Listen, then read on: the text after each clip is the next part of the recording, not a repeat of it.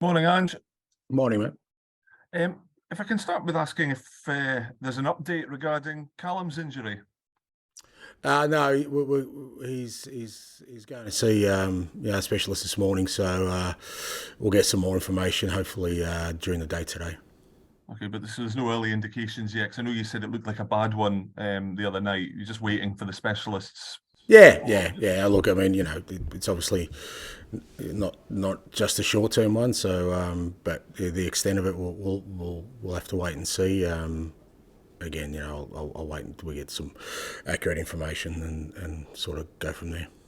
Just in terms of the mood amongst the guys going into this weekend's game after the Champions League game in midweek, what's it like?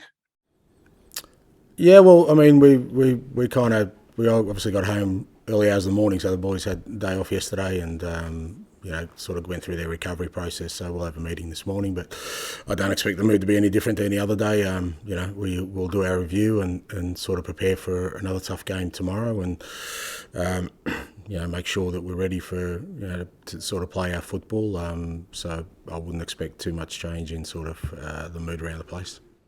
Final one for me. You're continuing to juggle a lot of commitments. You've rotated your squad from time to time. Can we expect to see a lot of changes in your team for tomorrow's game? Well, there'll be some natural ones, obviously. With like I said, Callum out, and but I'll wait and see how the boys are this morning. We've obviously Captain Carter Vickers and Aaron Moy had a session yesterday, and they're due to join training this morning. So I'll see how they go. Leo Labata's obviously available after midweek. Dave Turnbull will miss out.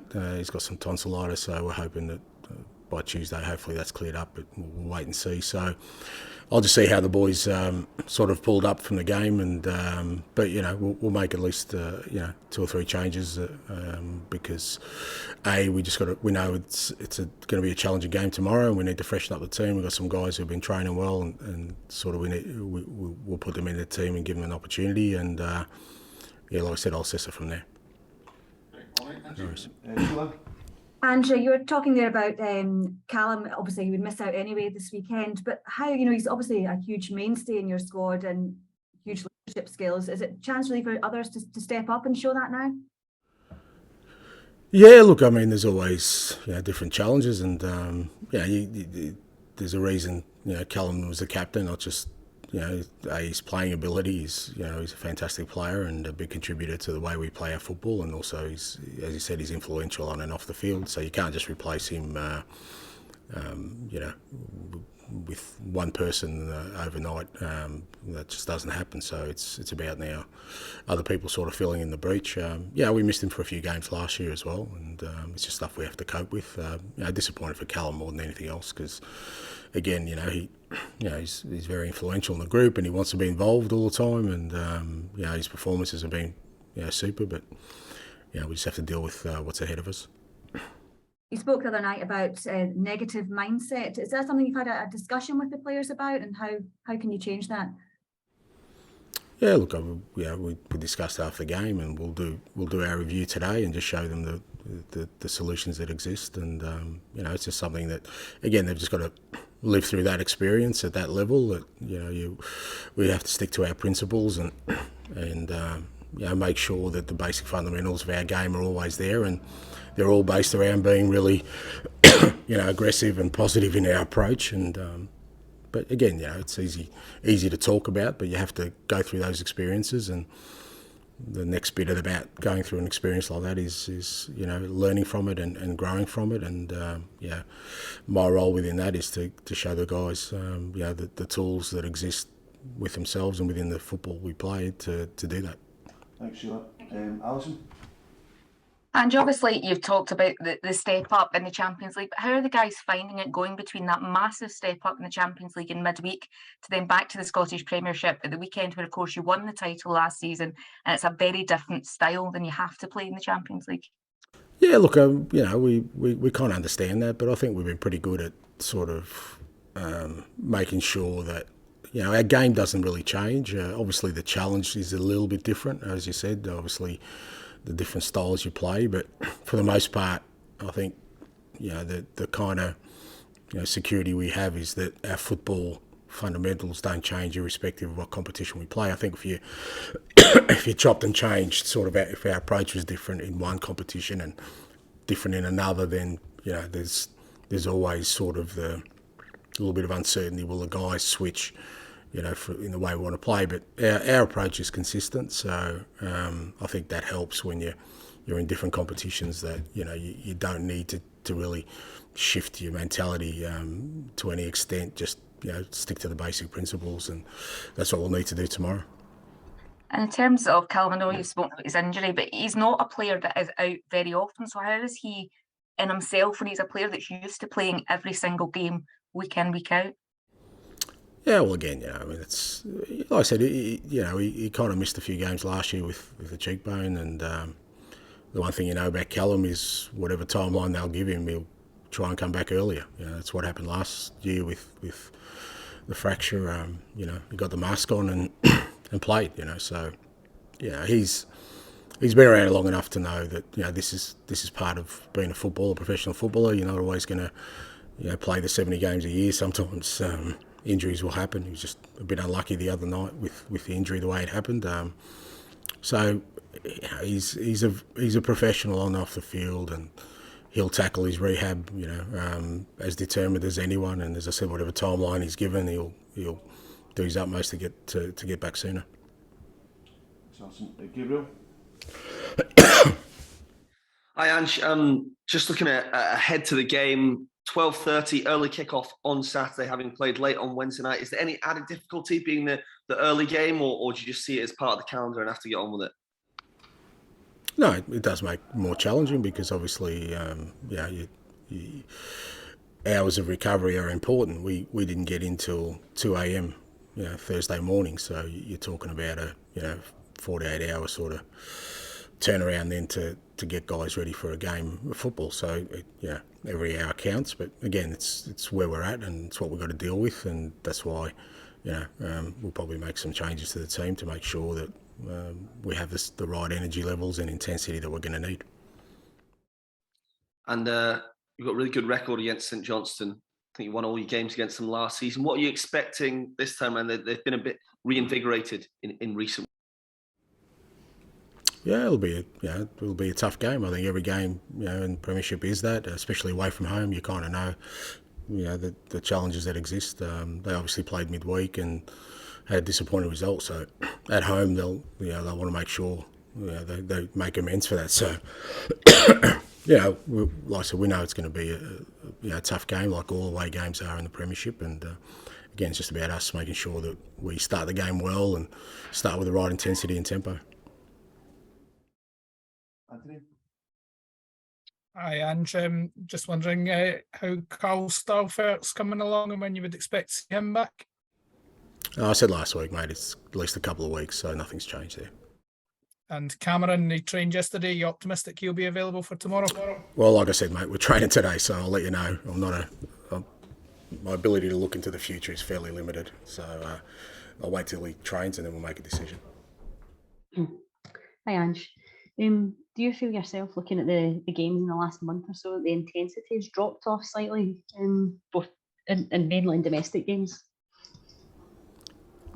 No, not really. I think, look, I get it. People, it's just the nature of football, and I say the nature of life these days, that people just look at results and work their way back from that. So, that's the world we live in, and that's the world of football, and you understand that that's how people ultimately will measure, how a team's going, but that's not how we measure it. I think, you look at the Motherwell game, and people will say we struggled, but we know that we created as many good opportunities in that game as we did against Dundee United, but we didn't score. So it's how you measure those things. That's how we measure it.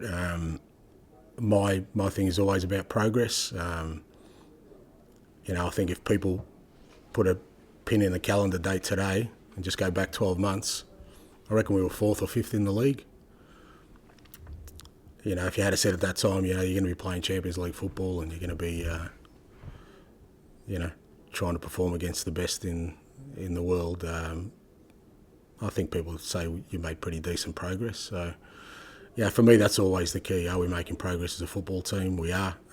We're certainly a better side this year than we were last year. We're certainly still improving that. But that's not going to change people's outlook, because for the most part what they'll see is just results, and that's their only measure. You just mentioned that there, the team are still creating as many chances, but they're not scoring as many goals. Is that a slight worry for you? No, because that's why clubs spend $50 or $60 million on players to do that. That's the hardest part of the game. So, we're not going to be a club that spends 50 or 60 million to bring in a player to score goals. What we're going to be a club is that we're going to be a club that creates chances. And, sometimes, it hits the post and it goes out. Other times it hits the post and it goes in. And that's the fine line. So ultimately what I'm looking at is, as I said, creating opportunities is what has got us to this space, and what will continue to take us to, forward. Our game model is based around creating opportunities and being a dominant team, and that's the most important thing. If that doesn't happen, then that would be a concern for me. Thank you. Hamish? Hi, Ange. After the game in midweek, you spoke about a few things. You spoke about positive mindset, bravery and experience at Champions League level. I was actually in Leipzig, and it felt like a pretty lengthy applause between you, the players and the fans after the game. Even though we were all disappointed, it all felt like we were going in the right direction. Is it just simply that this is going to take time for us to succeed at this top level? Yeah, absolutely, mate. I'm no miracle worker. I'm not, it's not like I've taken over a club that has consistently, been in the semi-finals of Champions League. It does. And we're not the only club in that situation, to be fair. There's a lot of clubs like us who, want to make an impact at Champions League level. But no, as I said last week, there's a process to getting there. And the clubs that of our size that eventually get there, it takes time. It does. I mean, and I'd love to fast track the process, and that's what I'm trying to do. And I think the way you make greater progress is by being what you said before, brave and bold and not looking to survive. So, from that perspective, of course. But look, our fans were unbelievable. Again, it felt like, we're in Glasgow as we left the hotel. It was just amazing that, and they create such a good atmosphere wherever they go, and they supported us unbelievably, and they're disappointed, I know, with the outcome, and that's just fans being passionate and caring. I have no issue with that, and but I think they also acknowledge that we don't go to we didn't go to Leipzig to try and survive. We went there to try and create something special. We didn't, but I think for the most part, if people see endeavour, I think they're encouraged by that. So, from our perspective, it was right we acknowledged them, because, again, I've said before, we've got Champions League support. We just need to become a Champions League team. Yeah, and just in terms of yourself, Ange, you speak so often about improvement, progression and constantly getting better. We've spoken to a number of your ex-backroom team members, ex-players. They say that they were never allowed to feel comfortable. The minute they felt comfortable, the goalposts were moved. Where does that want or need from you to never feel comfortable and always to improve come from originally? I don't know where it comes from originally, but I just, I speak to the players constantly about that, is that, that's the only way in elite sport that you can truly be successful is, as human beings, our natural inclination is to try and be comfortable. It's just, who wants to struggle in life? No one wants to struggle. If we all had an option between struggling and being comfortable, we'd take comfortable. But in sport, elite sport, comfortable doesn't get you to the next level.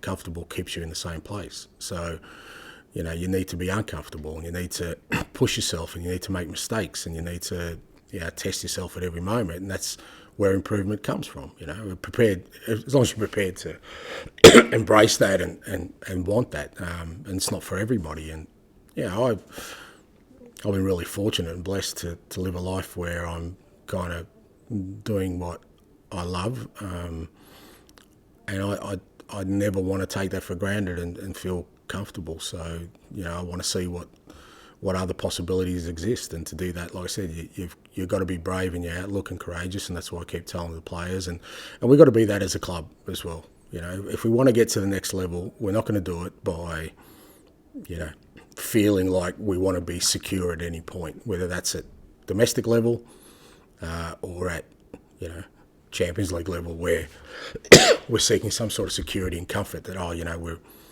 we go to these places and everything's going to run smoothly. You know, we've got to be up for the fight. We've got to be up for the battle, and we've got to test ourselves, and we've got to be positive and take the punches when they come along, and dust ourselves up, get back up, come back stronger. Because that's how you create something special. You don't, you know, otherwise, like I said, you comfort and security. Well, you kind of know what you're going to get, and in elite sport, that means that whatever position you're in, more than likely you'll stay there or get surpassed by somebody who's, you know, uncomfortable and looking for something better.